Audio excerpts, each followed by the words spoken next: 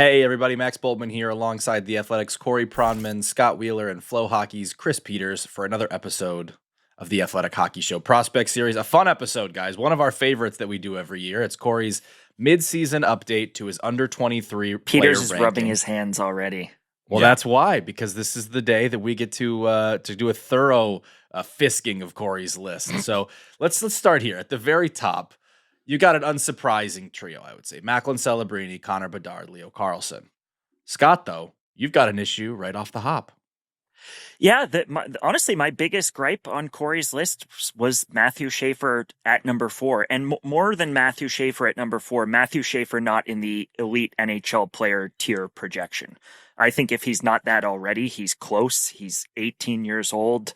And I think the sky's the limit for Matthew Schaefer. I think we're looking at a player who's going to win Norris trophies in this league, or at least potentially contend for them with the Cale Makars and the Quinn Hughes in the next few years here. And then my other gripe with it was the above average skating grade. That was sort of flipping through all the grades. That was the one of all of the top players that kind of floored me a little. Like, I think if you were to poll NHL skating coaches, who are the 5 or 10 most impressive skaters in the NHL today, Matthew Schaefer is probably unanimously or close to unanimously in that conversation. So that one surprised me. I'm fine with Schaefer at 4 behind Celebrini, Carlsson, and Bedard, but I think he belongs in the elite tier, and I think the skating is world class. Yeah, honestly, if you just watch the first half of his NHL season and just watch that player, I'd agree with you. He probably belongs right there with Carlsson. As you know, in terms of what I've seen in the NHL this year, he's been spectacular in the first half of the season. And he was right on the precipice of being elevated into that elite tier. My hesitation at the end just came down to body of work, which with Schaefer has been very impressive what he has played, but really hasn't played much hockey in the last year. He's only played half a season in the NHL.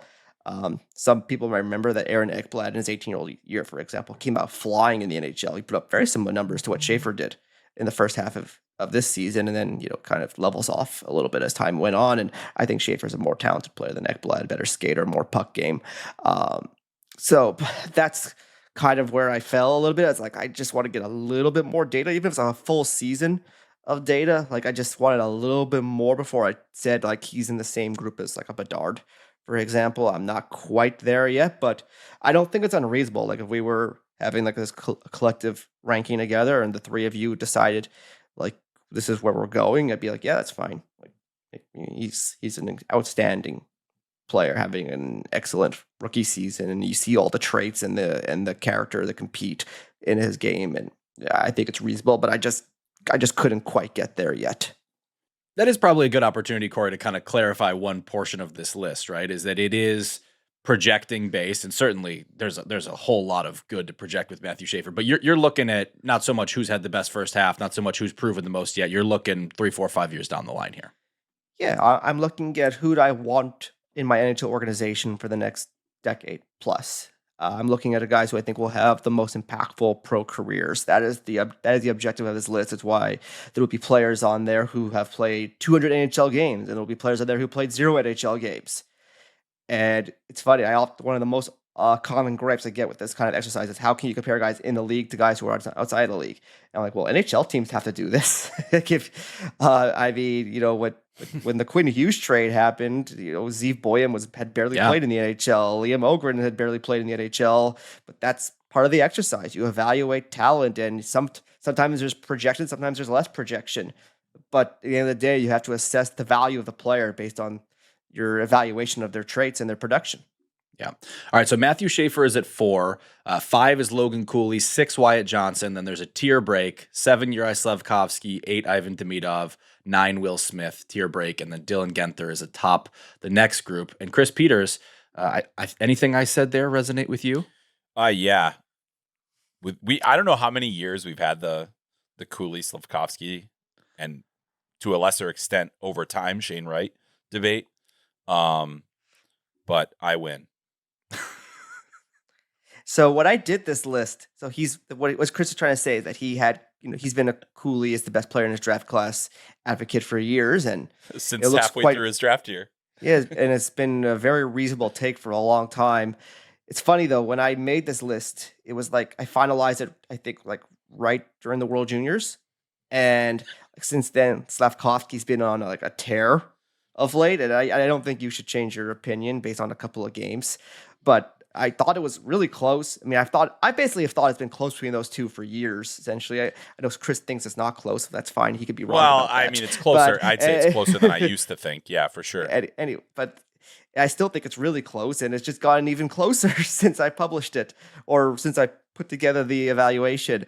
Two very different players. Cooley, the elite play driving, elite speed and compete centerman. Slavkovsky's really come to his own as a powerful winger who's, I don't know if the offense in this game is ever going to be like truly, truly elite, but there's like a lot of offense there. I mean, Montreal's offense is just rolling right now, kind of thing. All those young kids are scoring, and he's been a big part of that. And I think it's between those two guys, and it might be between those two guys for years. They might flip flop as the years go on, but right now, Cooley, just because he's a center, I would give the slight edge to him. Yeah, and honestly, like, it is very close, and I think that the fact is that, when you're making kind of these determinations, we're going to get plenty right, plenty wrong over time, and as we are doing these U23 lists, they're kind of living documents. It's a snapshot in time of where that player's projection is. The thing that I would say that, and I was pleased to see that, Corey had elevated Cooley, is I think what we've seen from Logan Cooley at the NHL level is actually exceeds what I thought he would be early on. I didn't think it was necessarily that strong of a draft year. I didn't think that, even though I had Cooley number one, that he wasn't, like, I didn't feel super elated or confident about that. Like, it was, but what I think he has become is a really strong all-around player. He is continually upping the competitive drive that I think, it never really was a concern for me, but how was it going to translate at the NHL level? I think we've seen that. I think he's very much, we talked about him in the Olympic discussion at the time very reasonably. So I just think he's a tremendous player, and so is Slavkovsky. Like, I'm being more jokey when I'm saying like I win, because you know what, it could change, and we've done these lists years. Corey, how many times have we done redrafts where we redrafted a guy and then all of a sudden we're like, actually, either we were right or we were, even after doing the redraft. And that's going to be the interesting kind of thing to follow over the years. Yeah, you look at the forwards in the 23 draft, for example, Will Smith, Leo Carlson, and Fantilli, Matvei Michkov. That order has been something we've debated for years. I think we're going to continue to debate it as time goes by. I mean, I think, remember Carlson versus Fantilli was so contentious for years. Even it was in the summer when I put Carlson over Fantilli, and now it's like the conversation's more like, well, where does Fantilli fit with Will Smith right now? Is Matvei Michkov even in this conversation anymore? Despite that, I think this whole panel was Matvei Michkov lovers, for years, and he's been awful this season. So I think these are all continuously evolving debates. Well, let's go to Michkov right now then, because he's at number 20 on your list, still very high. He's still in that tier that puts him on the bubble of a top line player and an NHL All-Star. But to your point, as you see some of the other guys from the top of that draft class really hit kind of supernova, Michkov's probably taking a step backward this season. Yeah, and I think, listen, we have discussed Michkov, like I said, for years. We know what he is and what he's not. He is super skilled. He is super intelligent. When the puck's on his stick in the offensive zone, you love him. When he's on the power play, you love him. But there are things about his game that will frustrate you and has frustrated now several coaches. He's not a great skater. He's not super hard to play against. He's small. I don't think he's perimeter. Like, I think for a small guy, he gets to the inside at the NHL level well enough, but his effort level doesn't, get you overly excited. And like, I still think it's still only a guy who's a couple of years removed from being drafted. He had a really good rookie year in the NHL, so he doesn't lack track record. He had scored in the KHL. He scored everywhere he's gone. I think he's going to score still, even that, though he's had a really tough first half year. I think he's going to bounce back. He's going to put up plenty of numbers. But I think with Michkov, what you're worrying is not whether the offense is going to be there in big numbers. Is it going to be special enough to compensate for some of the headaches you're going to get along the way? And I think at the end of the day, ultimately, it will be mostly good enough. But I don't know if I think his first half this year has started to beg more questions, that kind of the questions we had in his draft year of like, is he just such a special, unique player that you would prefer to have him over a play driving centerman or a great two-way defenseman or something along those lines? I think it's begged more debate, at least right now. It's kind of where he went, though. Like we talk about those 5, but he went 7, right? So yep. This isn't, I don't think when we're redrafting it, we have to sort of reassess him with those 5. We have to reassess him relative to where he went. Now, I'd still take him over David Reinbacher all day, every day. But I think it speaks to the concerns that have existed since before the draft, including about his fitness level and his weight and what that was going to look like, which I think plagued him early on this season. And they've spoken a little bit too much in Philadelphia because it took on a life of its own in the first month of the season there in terms of his usage and coaching staff talking about it and that kind of a thing. But I tend to still think that what we've seen at lower levels and even last year is so high end in terms of the offensive IQ that he's still going to be like when we redraft.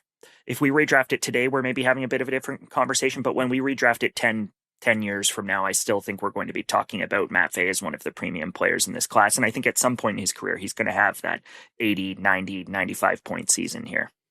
I agree with you regarding Reinbacher. Is he clearly ahead of Simashev, though, who went one spot ahead of him? I mean, I know Simashev hasn't stuck in the league this year, but when he went down to the American League, I mean, he's been ripping it apart for the last month, and he's like 6'5", and he can skate, and he plays hard, and he looks like he's got real offense in his game.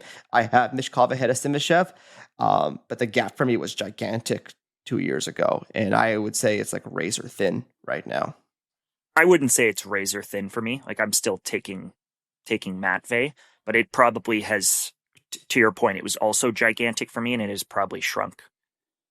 And there was probably a drop-off from Michkov to Ryan Leonard at the time of that draft, and now Leonard's a couple spots ahead of Michkov on this list. I wanted to go to this most recent draft, Corey, and Scott talked about Schaefer right off the top, but the one that was interesting to me is I expected to see Anton Frondell's name a whole lot earlier than at number 44, and granted, when you're talking about basically 5 draft classes worth of players here, that number can be a little misleading.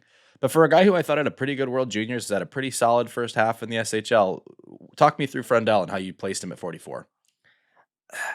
Yeah, I think it's been interesting to follow Frondell because I think while you look at his numbers in the World Juniors and at the SHL, they all look promising.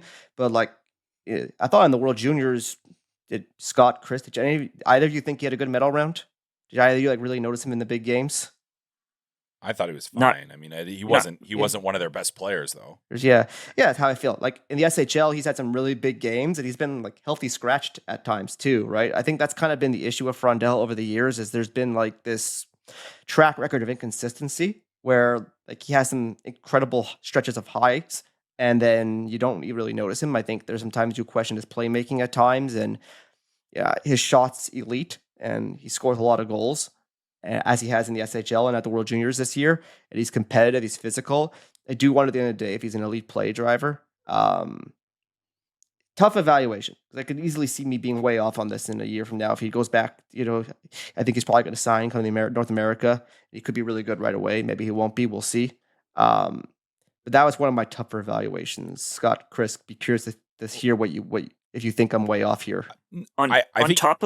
Go ahead, Scott. On top of the playmaking, I wonder a little bit about the pace as well. Like he can get moving when he's got a head of steam, but the little short races in the offensive zone when he's at a standstill and like he can look a little clunky out there at times. So I do wonder if he's the size and the detail and the shot are all real, but is that enough to be a truly high-end, impactful player in the NHL?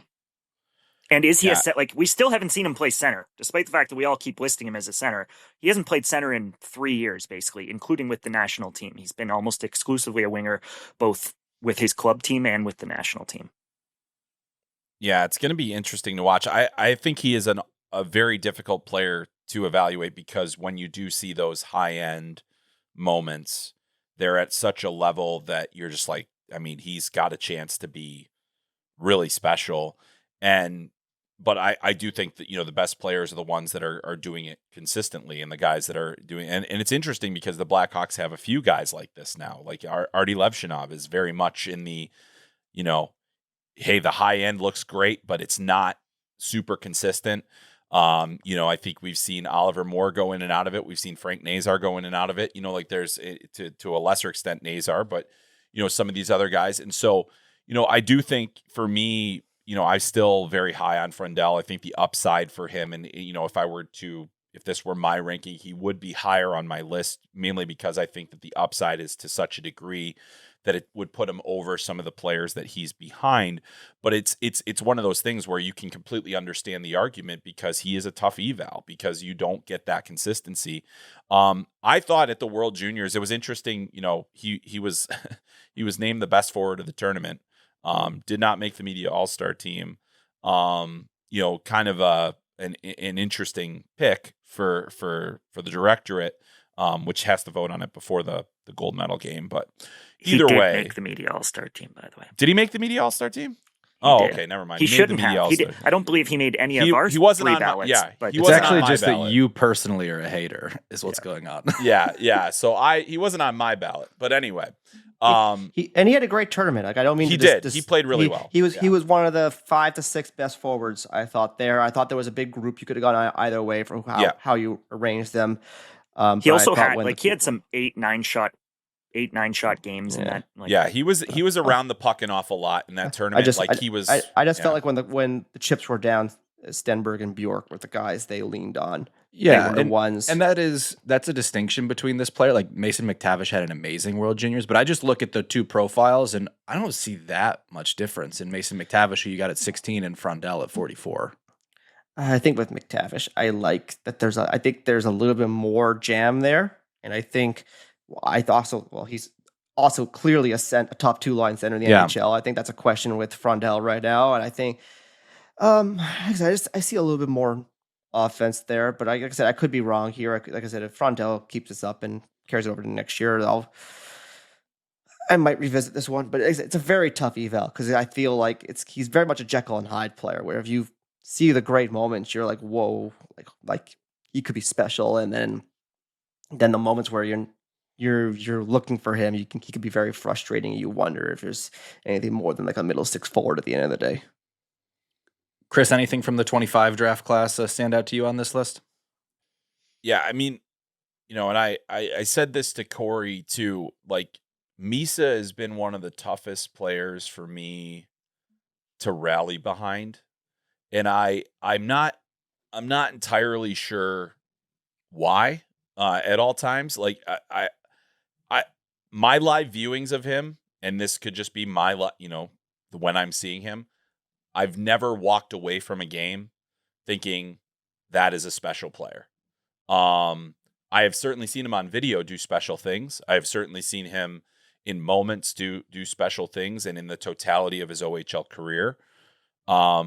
He is a player where I am always seemingly left wanting more. And so, I thought, and I told Corey, I said, I think he's a little too high. In this one. And so, but again, it's very early, and I think these 2025 guys like Frondell, there's a long runway for this, and it's going to be interesting to watch the Frondell Misa kind of back and forth. Obviously, Corey has Misa much higher at this point than Frondell. I don't think it's as big of a gap, and I probably would have had Misa lower on my own list, but to me, he's one of those players that, and similar to Frondell, there's a lot of tough evals in there. I'm never blown away. I'm always left wanting more. That's just kind of been my experience with the player. I don't know, Corey, how is yours different, I guess? Well, Max, I want to go to you for this because I feel like you have a good recollection of these kind of things. Wasn't it when we did our collective draft list in the spring last year? Wasn't I the one arguing that Schaefer and Misa should not be in the same group? And wasn't I outvoted by the panel here on that front? I believe that was the case. I don't remember if a super vote had to be involved or not, but that does ring a bell. Interesting. Anyways, I agree with Chris about how the last I think we'd seen Matthew Schaefer play about 5 minutes of hockey in the year. Yeah, that's anyways. I think that was a big part of the conversation. Bygones could be bygones. It's fine. Anyways, I have the same frustrations with you, Chris, about Misa, in that I wish he would have more of a defining moment at times, and times where he really took over games. I don't know if that's ever really been in him from when I've seen him. I think he dominated junior in part because his skating is so good, and he has a really high skill level. And that Saginaw team was just, very talented, and he had a lot of good players to play with, and he was the best player on that team. But I think it's fair to look at this player and wonder, is he going to be a first line forward? Is he a second line forward? Is he the guy on the team? Is he like the third or fourth best guy on a team? And I think we've actually opened up question now where we thought, like, when they drafted him, like, oh, they've got their top two line centers of the future, the Sharks, and Celebrini and Misa. Now it's like, oh, well, maybe Smith's the second line center, although he's been a wing predominantly in the NHL. I think they have options and things they got to play with. And I think Misa's a great player. I mean, you said they are like way apart. I don't think he's that far apart from Frondell on the ultimate list. I think in terms of like gaps of talent, that gets so close to that point. That's fair. That's fair. I mean, like, I 25 think it's to pretty 44 close. or more. I mean, I just victory lapping you guys. Like, I mean, you could go Hagens over Misa, like, honestly, and I wouldn't be offended. Like, I think they're pretty similar as hockey players in terms of the way they play. Like, I think Hagens had a very good year. Martone's had a very good year. McQueen's had a very good year in college. I think they'd all kind of be in that. They'd all be a kind of a group of players there. Well, let's lift the moods of some of the Sharks fans that have heard us poo-pooing Michael Misa and tell them about the rise of Igor Chernyshov, their 2024 draft pick. I believe he was a second rounder, maybe the first pick of the second round, Corey. And Chernyshov is just on a rocket ship up your list. He's actually one spot ahead of Matvei Michkov now at number 19, tearing up the American Hockey League when he was there this year. Comes up to the NHL. He's producing there too. Yeah, like Chernyshov is one of those players on Saginaw that I was just referencing last year. Him and Misa had a fantastic year together last season, and I think most people would have watched those two guys and thought, oh, well, Misa is the one driving this and it's helping Chernyshov. And then they turned pro, and Chernyshov's without Misa for half a year in the American League, and he was just outstanding. Like, all situations player in the American League as a 19-year-old, driving play, playing hard, getting to the net, showing legitimate, skill and playmaking ability to go with his size and his speed. Then the Sharks get some injuries. He comes up and, he gets to ride shotgun with Celebrini, which is probably one of the cushiest spots in the NHL next to playing with McDavid.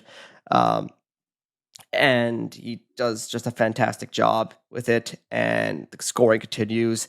And it's not just that he's scoring, it's the way he scores. It's a direct style of play. It's a toolkit that is going to translate. And now this is a guy for now, over a year at 3 different levels, the OHL, AHL, NHL, has scored in a significant way, and there's just a lot to be excited about with this player. Maybe I'm being a little over ambitious here with how high I have him, but to me, he looks like a potential top line winger, a premium prospect, and a guy who's going to be a very essential part of this Sharks build going forward to go with Smith and Celebrini and Misa. I think he's not in Celebrini's level, but the rest of those guys, I think he belongs in that conversation. He can absolutely rip it too. Yes. Yeah. Mm-hmm. He's got a lot of traits there to work with, and just a very fascinating prospect at this point. There's probably a few of the lesser widely known Russian players on this list that we could talk about. Like Chernyshov's at 19, but you've also got Roman Kantsarov at 23. Igor Surin was a first-round pick, but maybe not as prominent as a Michkov or a Demidov. Like, he's at 34. Alexander Zhuravsky is at 39. Again, another guy ahead of Anton Frondell, who was a top 3 pick in the last draft, Corey. Like, I know I just threw a bunch of names at you all at once, but some of these Russians are really moving up your list. I think it speaks in part to the lack of information we get on these players at times. Like, if these guys were all playing on national teams at all the major tournaments, I think we would have better data on them, and maybe some of these movements wouldn't be as severe. But you mentioned those guys like Kantsarov. I think, he's only 21 years old right now. I think you can argue he's the best player in the KHL this season. Like, he's been that good. He's been the best player on the best team and with Magnitogorsk. And he's not that big, but great skater, great compete, great skill, scores lots of goals, like, fantastic player. Surin's been one of the best players on Lokomotiv, who's a top team in the league, and he's a teenager. Went to go play with the senior Russian team. He played fine, super physical, play-driving centerman who been playing wing mostly as a pro, but he's got offense, a lot there to like. I mean, Zhuravsky's having an absolutely monster year. You're talking about him versus Frondell. I think we would probably all agree the KHL is better than the SHL as a league. Like, Zhuravsky's production is notably ahead of Frondell's this year, and that's half a season of data. So that doesn't prove anything, but I think what Zhirovsky's doing right now is super impressive. The skills, like, I remember watching him in the summer at the Milstein's camp and thinking, oh, he's got a lot of skill. Like, it's really impressive. How is this going to translate? And like, it's translating like what it's like a wow level skill now for me. Like, he's got top 6 caliber tools to go with his skating and decent enough size and compete level. So it's been really fascinating to follow the development of these Russians, and I think the biggest risers from across the board for me have been Russians, and I think that might speak to the kind of this new world order we're in right now, where you even see with Demidov, who went 5 in his draft. He's probably undisputably the second best player in his draft at the current moment. Like, it's going to be. I wonder how things develop on that front going forward. Now, there's some good Russians in the next draft. I don't know if there's high end ones. I think what's really interesting is going to next year when you have Nazar Privalov at the top of next year's draft. Does someone have the nuts to take him 1-1? If we feel like he belongs in that conversation talent wise, do people try to start finding ways to go over there to go watch these players live more consistently? Because it feels like teams, particularly in Montreal, have been getting value out of picking Russians. For those of you listening on audio, Scott reached over and literally patted himself on the back on Demidov. So these are the kind of things you miss when you do not subscribe and watch on YouTube, which we would strongly encourage you to do. One of the things I think is interesting in general, and this ties into those 3 players you just mentioned, Corey, because a lot of them are assigned to these 3 teams. Montreal, Chicago, and Utah come out of this looking pretty good here. Utah does not have one of those guys. They do have Dmitry Simashev, who's another high-level Russian. San Jose, another one as well. These are the rebuilds, Scott, that come out of this looking really promising. And you have Montreal, and you've got under 23, you've got Slavkovsky, Demidov, Hudson, and now Zhirovsky's in this mix. San Jose, you add Chernyshov to the Celebrini, Dickinson, Smith, Misa core.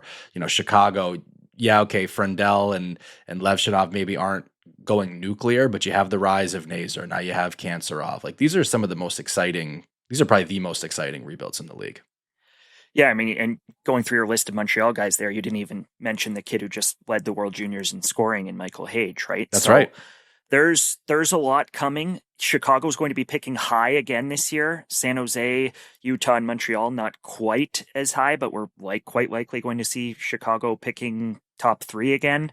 So there's reason for optimism in all of those places. We've seen flashes even from, I'm not sure what he'll ultimately be at the NHL level, but even from Nick Lardis, and we haven't even talked about Caleb Desnoyers and Tidja Ginla and some of the sort of pieces of the puzzle that they have in Utah. So those groups, all 4 of those groups, and San Jose in particular, like Montreal's in the sort of race to lead the Atlantic Division here, but San Jose in particular just feels like there's this swell of, okay, we could have something special here. Like, maybe this is the next Chicago Blackhawks, right? Like, maybe this is the next Los Angeles Kings. Like, it feels like San Jose just because of Celebrini, but it feels like San Jose's got even more reason to be optimism about a Stanley Cup future. I think Montreal, Chicago, Utah, all of those teams have a pathway to get there, but I think there's still a lot that would have to happen for each of them. With San Jose, I'm not sure you're really missing the core pieces at this stage. So especially if Chernyshov sort of joins that group, as Corey was talking about, and becomes like a true front of the lineup player for them, suddenly you look at what's coming in San Jose, and I think that's the team that maybe has the clearest path. Like, the road in front of them is probably most open. They need at least one more D, I think. Yep. Yeah. On paper, this Dickinson team doesn't look like really good right now. Like, it's like Celebrini is just completely carrying and willing this team to a playoff spot right now. Yeah, and that is. You need the cornerstone. You need the nucleus. Like, he is the whole core. The core is a guy. It's one guy. And it's incredible. When they decide to spend in free agency too, that is going to be the sales pitch, right? Like, it's going to be, come play with this kid and let's do this. And they'll want to. They'll definitely want to. I mean, that to me, like, Celebrini is at a level that we did not like. I think collectively we did not see how high this was going to go. I talked about, like maybe his offensive ceiling wasn't as high as Bedard's. What if it's higher? And what if everything about his game is higher? And the Crosby comparisons will only persist now, and they only look more apt as he continues to do what he's doing. If you have one player like that, you obviously you can't do it alone with one player, but he is one of the best central pieces. You put him in that Crosby, McDavid category. It hasn't worked out for Edmonton, but I think you're looking at, Scott had mentioned the Blackhawks, and you think about the Taves, Kane, that they were able to build around. That is what I do agree. I think that's what we're seeing in San Jose, and then they're just going to continue going. And then you have some of those found opportunities like a Chernyshov. You see some of these other guys, you go out and you get a Askarov who is potentially going to be, that goalie for them. I'm fascinated by the Sharks, and I have to watch them because of one guy, and then they have these other pieces that make sense. So you can't undersell Celebrini. You can't. He's the better, or oversell. I'm sorry. You can't oversell Celebrini. He is like the next era of this league. It's amazing to watch. I do wonder if they tail off a little bit in the second half here, whether a Chase Reed or an Albert Smits or a Carson Karls makes a lot of sense there as well. Dickinson has been okay this year, but Dickinson has some flaws in his game as well, and there's no guarantee that Sam becomes that true number one for them. So that's to Max's point. That's the piece that they have to find somewhere. Is that player even in this draft? Like, I love Verhoff, Smits, Karls, Reed. I don't know if any of them are that player either, to be perfectly honest, but it's good to have. I'd rather have two really good guys than just one really good guy. Like, you don't need to have a star number 1D to win. There's no set criteria. It helps a lot. Florida didn't have that the last 2 years. It'll be interesting where they pick. Washington didn't really have it, like, as good as John Carlson is and has been. They may not have access to Reed, Karls, Smits, Verhoff, right? They may be picking in the early teens, and what could be interesting is, are they in a perfect spot to take a shot on a Xavier Villeneuve or a little bit later on like a Ryan Lynn kind of thing and go for the power play type? I'd be really surprised if Mike Greer took one of those two guys. He does not like that kind of player. All right. They did take Cagnoni, but in the fifth round. That was later. Yeah, much later. Yeah. One difference, going back to that kind of comparison of those 3-4 rebuilds, one difference and you could say this about Utah as well, but Montreal compared to San Jose and Chicago, like, I think we know for sure that it's Askarov and it's Knight in those two places. We're getting an indication that it may be Jacob Fowler in Montreal. But Scott, like, you had a gripe with that. Like, Fowler's not on this list. Yeah, Corey has 6 goalies on his list, and goalies are always hard to slot in an exercise like this, side-by-side forwards, especially in that U23 category where they just aren't quite as developed. But Fowler, for me, is like, if I'm doing a top 10 goalie ranking today, he's not outside of my top 6, and he might be 1, 2, 3. In fact, he would be 1, 2, 3 for me. I think he's been good already at a very young age. He's 21. He's been good in the NHL this year. He's been good in the AHL. He was obviously sensational, arguably the best goalie in college hockey across his 2 years in college hockey.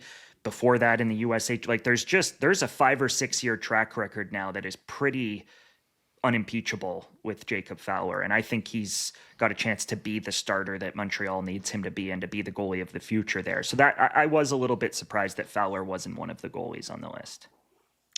Yeah, for me, the issue is not that he hasn't done really well at lower levels.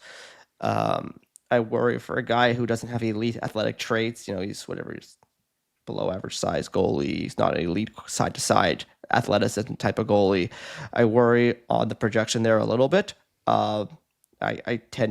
We've tended to disagree over the years on guys like Dustin Wolf and Devin Levi and how quickly to elevate those guys to the highest levels in the NHL. And like, I was never a big Levi guy. I thought the contract Calgary gave Wolf was ridiculous. But I thought the same thing about Jeremy Swayman, and Swayman's kind of been the one that I kind of see Fowler potentially being if he hits like that kind of goalie. And that's I can see it. Like, I could even see myself get there by the end of the year if he continues at a high level in the NHL. But that's just kind of like similar to the Schaefer argument we started the show with. I just want a little bit more data at this level before I get him there. Because at the moment, I still think like the profile is more like a tandem backup guy when it's all said and done. Just the tools don't just jump out to me as like a true like number one starting goalie in the NHL. I just don't see the data argument against him. Like, how it would be impossible at his age to have better data for us to back an opinion. Like, you've got Marcus Gidloff and guys. I agree with that. Guys who've shown us. He's been prolific at lower levels. That's not the argument. For me, it's just like how those tools are going to translate into the NHL are a minor question for me. What about his hockey sense, Corey? It's excellent. Yeah, I mean, that to me is the separator for him. Yeah, I think he's excellent. He got excellent hockey sense, but like so does Wolf, so does Levi. I mean, he's three inches and 25 pounds heavier than those guys. Like he's a much bigger goalie. He's 6'2", 205 or whatever. Like he's a much bigger goalie. Is he actually 6'2" though? I think so. I mean, that's his listing. I know, but. All right. 6'1", 6'2", so. I mean, whatever. Yeah, but yeah, I know. It does matter. No, he's better. He's not 5'11". He's better than Levi. Like that's not what I'm trying to. I'm just meant like the undersized goalies. I'm trying to think of anybody else. Like I think Swayman's closer in terms of the tools, the athletic profile. Like that's probably a little bit more on the nose for me there. So yeah, like I said, I'm on the fence. Like I could go either way. Like I don't think what you're saying is unreasonable at all, Scott. I probably wouldn't get him like to like a top 50 prospect in hockey or something like that. But like he's a good player, and like he wouldn't defend me if you wanted to put him somewhere in this range.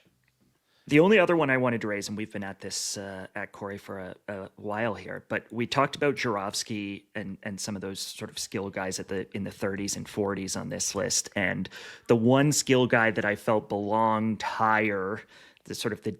Among the deeper cuts, once you got into the thick of it on the list, is still Gabe Perreault. And I know we've talked about him a lot, but I don't see much of a difference between the profile of Alexander Jurovsky at 39 and Gabe Perreault with all that Gabe has accomplished at the college level, with what he's shown us at the AHL level this year.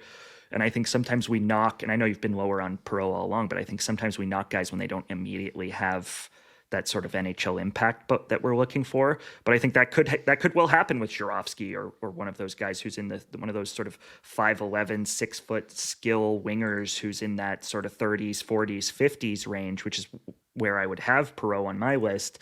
I think we could be seeing that. We could see a very similar path play out for Jurovsky when he comes over here, where he's a productive guy in the AHL and he doesn't immediately land with Montreal at the NHL level. And I just think that there are a lot of lines to draw between Jurovsky and Perreault. So I was pretty surprised at the 80 placement gap. Like that's not one of those ones where it's a 10 or 20 placement gap for me. Like I'm still a big believer in Gabe, and I think he's been outstanding in Hartford whenever I've watched him, and has been their only real play creator on that team. Sure. Jurovsky's both taller and faster than Perreault, though, isn't he? Jurovsky's like 165, 170 pounds. So I wouldn't get bogged down skinny. in it. 5'11" versus 6 feet. I think he's like 6'1", isn't he? But I think the skating is definitely a differentiator there. And like for me, that's the feet are definitely like Gabe's is a slow 5'11" forward. Like that's, to me, is going to be the big hindrance, and that's my concern. Like I debated cutting him altogether. Like I think Gabe, like I'm still very confident that Gabe becomes a 60, 70 point winger in the NHL. Just the way he thinks the game, the skill level, the power play. I think Gabe's going to be a high end player in the league still. Well, the Rangers could use that. They are in some trouble right now. Any other teams, based on looking around this list, Scott, Chris, that you have, and even Corey, you could offer one here too. Like teams that when you look at this list, you go, "Oh boy, I don't know if this is going to go well for them in the near future here." Ottawa would be one. And we talked about the excitement around Montreal and Chicago and Utah, but I'm worried about the Flyers and what the Flyers rebuild looks like. Porter Martone's awesome. Matvei's still going to be awesome.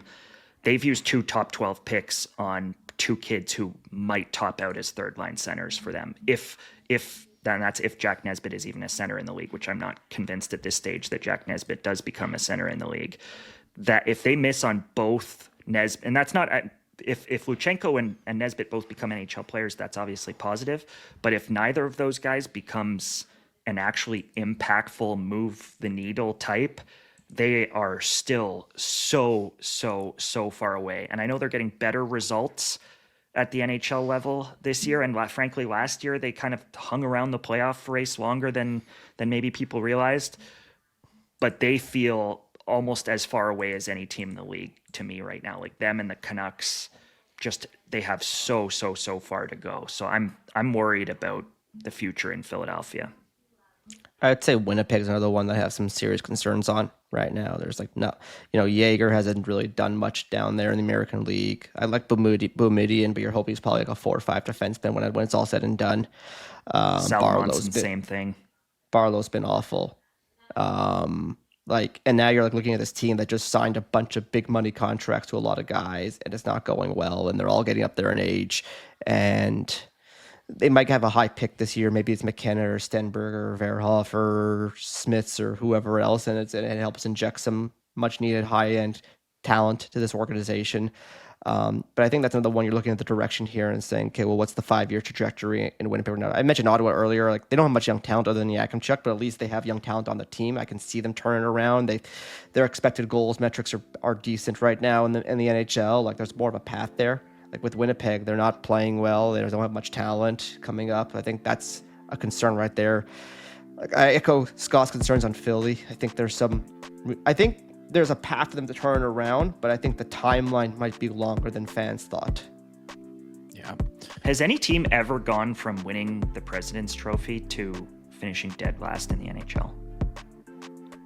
That is good trivia. I don't know the answer to that question, but it has been a start. I would guess the answer is no, but Winnipeg might make some history. Which is crazy. I don't think it'll stay that bad. I think Hellebuck will elevate them probably for the worse for the long-term direction. I think he'll elevate them just outside like the bottom 5, but it has been a rough go there. All right. So the article is ranking the best NHL players and prospects under 23. You can read that on The Athletic. That is going to do it for us today. Thanks for listening to this episode of the Athletic Hockey Show Prospect Series. You can, of course, catch more of Chris over at Flow Hockey and on his podcast called Up. We'll talk to you soon. Thanks for watching. Make sure to like and subscribe and ring the bell to stay informed and catch new episodes every Monday, Wednesday, Thursday, and Friday. And in the meantime, you can join our Discord community. We'll see you there.